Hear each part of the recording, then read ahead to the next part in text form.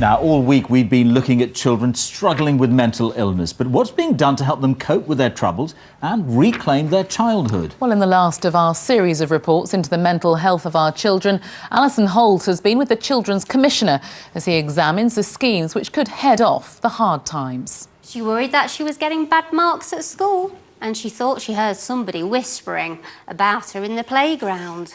These 6- and 7-year-olds are learning that by talking they can usually make big worries seem much smaller.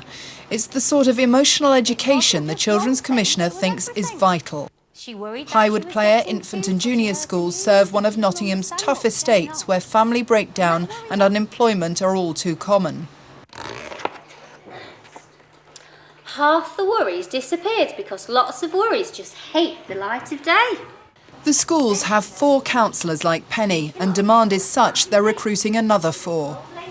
It can be seen as a preventative method if a child has or learns to be able to communicate in a positive way rather than an aggressive way, which is what they do, in the playground. Away from class, the children can come here to what they call the place to talk. How does that feel when your best mate gives you a horrible look? How do you feel about that? Angry. Like Natalie and Katie, it's often about fallings out in the playground. But it means if there are more complex problems, the child and their family can be offered more help. I get tired. I met Tim, whose behaviour a year ago was causing concern. He was having difficulties at home and at school. With one-to-one help, he's now coping better and knows lessons are important. I'm a big boy now. Supposed to go to school. I'm 9 years old. So, good school isn't any problem, really. It's now estimated that 1 child in every 5 in the UK has some sort of mental health difficulty, which is why there's increasing pressure to provide emotional support as early as possible. The Children's Commissioner argues working with families when the children are still very young is the best way of heading off antisocial behaviour and mental health problems.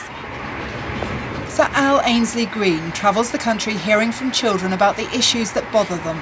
He says this generation of children is under pressure at home and at school, and we need to do much more to help them deal with that. Mental health and emotional stability should be everybody's business in society. Parents, communities, schools, faiths, government and politicians. We should all be concerned about this, because if we don't address it, the consequences for the future will be very serious for our society. When I'm feeling worried, I talk to my friends. The government is already encouraging schools to look after the emotional needs of children, but schemes like this can give the whole family support. Comprehensive help, which it's claimed could make a real difference to a child's future. Alison Holt, BBC News, Nottingham.